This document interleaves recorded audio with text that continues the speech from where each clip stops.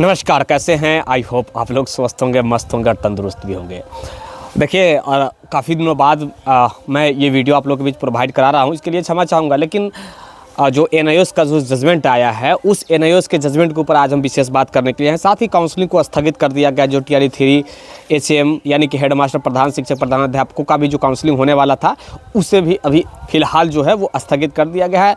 नया जो भी है वो डेट भी अभी तक के जो एक टेंटेटिव डेट होता है, अनुमानित डेट होता है, वो भी अभी तक नहीं दिया गया। तो नया डेट फिर से शेड्यूल किया जाएगा जो है विभाग का। तो फिर आप लोग के जो है वो काउंसलिंग जो है प्रक्रिया स्टार्ट होगी। आप लोग जानते हैं कि 9 तारीख से लेकर के 31 दिसंबर तक के जो है वो काउंसलिंग होने वाला था। खैर चलिए हम बात करते हैं। आज हम इस वीडियो में विशेष बात करने के लिए आए हैं एनआईओएस को लेकर। टीआरई 1, 2 में उन लोगों का क्या होगा, इन तमाम मुद्दों के ऊपर आज हम बात करने के लिए है। देखिए एनआईओएस में वाले को लिया गया था 1 में, 2 में नहीं लिया गया, 3 में आवेदन करने का मौका नहीं मिला। क्या 4 में आवेदन करेंगे, नहीं करेंगे, या क्या कुछ है, थोड़ा बहुत मैं डिटेल बताने का प्रयास करूंगा।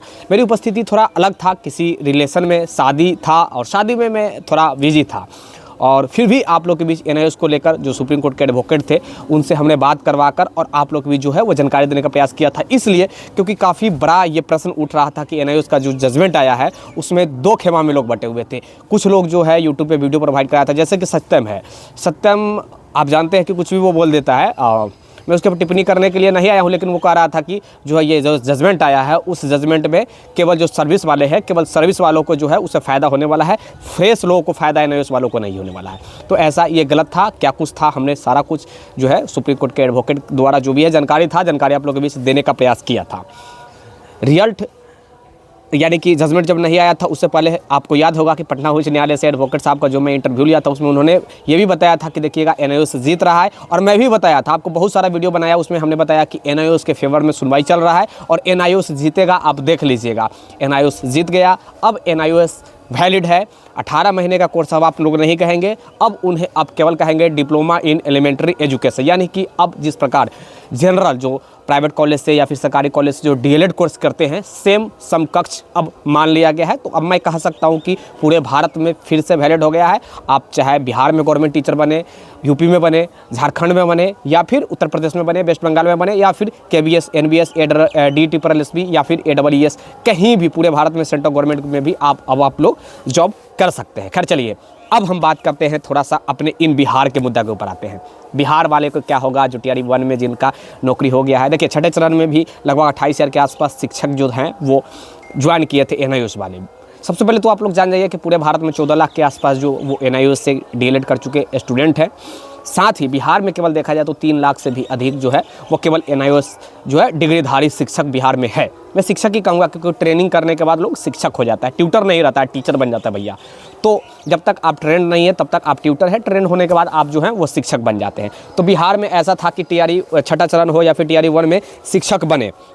लेकिन जब टीआरई 2 की बात आई तो उसमें रियल प्रकाशित नहीं किया गया। कहा गया कि जो एनआईओएस के जो डिग्री है वो 18 महीनों का है और केवल इन सर्विस वालों के लिए है। ये सुप्रीम कोर्ट के अकॉर्डिंग मैं बता रहा हूँ। मैं भी खबर चलाया था कि एनआईओएस के अगेंस्ट में जो जजमेंट आया और क्या कुछ चल रहा था वो भी मैं बताया था। लेकिन अब वही सुप्रीम कोर्ट द्वारा ये जजमेंट आया है जिसमें कहा गया है कि 18 महीने का कोर्स अब आप लोग नहीं कर सकते हैं, अब आप लोग डीएलएड कर सकते हैं। जिस प्रकार रेगुलर डीएलएड प्राइवेट या फिर गवर्नमेंट कॉलेज से जो आप लोग डीएलएड यानी कि सरकारी या प्राइवेट कॉलेज से आप लोग करते हैं, खासकर ज़्यादातर लोग सरकारी कॉलेज से करते हैं डीएलएड, तो जो है उस प्रकार का मान्य होगा।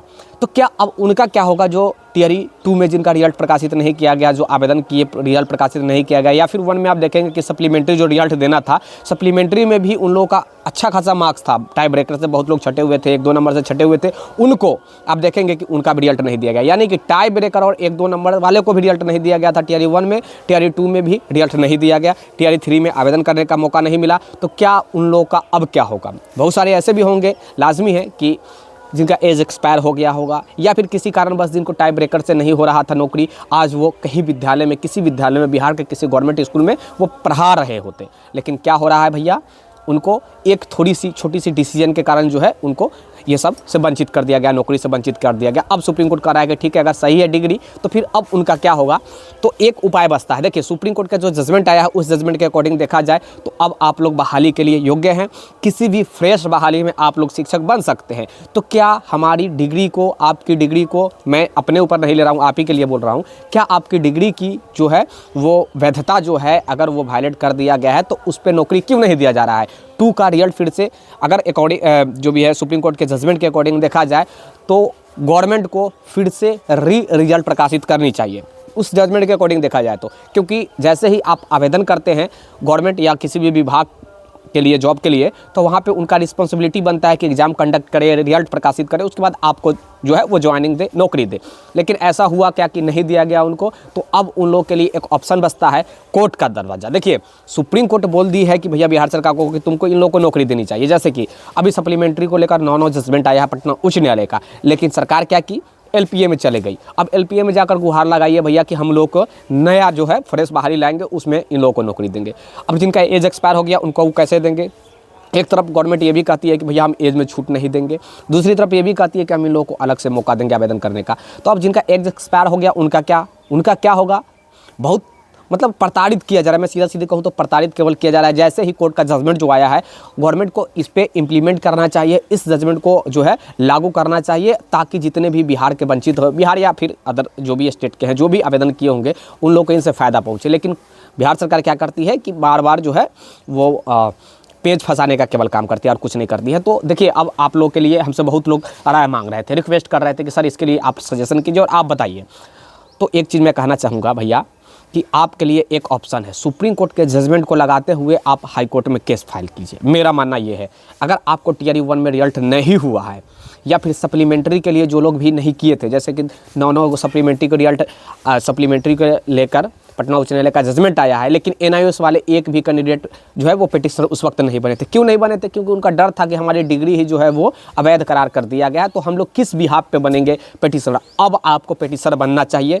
टीआरई 1 वाले कैंडिडेटों को मैं बोल रहा हूँ, 2 वाले में जो आवेदन किए थे, रिजल्ट प्रकाशित नहीं किया गया था, उनको भी मैं एक सजेस्ट कर रहा हूँ। देखिए भैया, मैं ये कह नहीं रहा हूँ, ऑर्डर नहीं दे रहा हूँ, केवल सजेशन कर रहा हूँ भाईचारा के नाते, आप लोग समझ रहे होंगे। तो 1 में जिनका रिजल्ट नहीं प्रकाशित किया गया, या फिर सप्लीमेंट्री में जिनका रिजल्ट प्रकाशित नहीं किया गया, 1 में टीआरई 1 में लगभग 2500 के आसपास सप्लीमेंट्री रिजल्ट आया था, तो उनमें उन लोगों का भी रिजल्ट नहीं दिया गया, तो वो लोग भी बन सकते हैं। यानी कि जो पिटिशनर नहीं बने, जिनका सप्लीमेंट्री में रिजल्ट नहीं आया, वो दोनों बन सकते हैं टीआरई 1 में, जिनका रिजल्ट नहीं आया वो भी। या फिर अगर आप 2 के लिए आवेदन किए थे, टीआरई 2 के लिए आवेदन किए थे, तो भी आप लोगों को मेरा सजेशन है कि आप लोग तुरंत इसके लेकर बढ़ चढ़ कर हिस्सा लीजिए। देखिए नौकरी ये कोई ज़रूरी नहीं है कि टीआरई 4 का भैया जब विज्ञप्ति आएगा तो नौकरी श्योर है कि हो ही नहीं जा रहा है, और ये भी अभी कंफर्म नहीं है कि सीट कितने सीटों पर आ रहा है। अभी आप देखेंगे कि ACS additional chief secretary doctor S Siddharth साहब का बयान आया है कि लगभग रेशियो जो है वो छात्र और शिक्षक का जो रेशियो है, अनुपात है, वो लगभग फुल फिलअप हो गया है। तो सीट आएगी, टीआरई 4 तो आएगा, थोड़ा बहुत कम बेसी भी सीट हो सकता है। तो आपके लिए ये एक ऑप्शन बच रहा है, और उस ऑप्शन का आप लोग फ़ायदा उठाइए, मेरा मानना यही है। और आप लोग जो है बढ़ चढ़ कर जो है अपना जो है भूमिका निभाइए और पिटिशनर बन जाइए, मेरा मानना ये है। क्योंकि आने वाले समय में आप लोग को बेनिफिट ही होगा। जितने लोगों का जो जजमेंट जो आया है उच्च न्यायालय से, गवर्नमेंट को आज नहीं तो कल जो है वो जॉब देना पड़ेगा। मैं दावे के साथ अभी भी कह रहा हूँ और शुरू से कहते आ रहा हूँ, गवर्नमेंट को आज या कल देना ही पड़ेगा। देखिए एसएलपी या फिर जहाँ भी गवर्नमेंट जाता है, घूर फिर के उनको वहीं आना पड़ता है, और आएगी गवर्नमेंट। आप देखते रहिएगा, और उन तमाम लोगों को नौकरी देगी।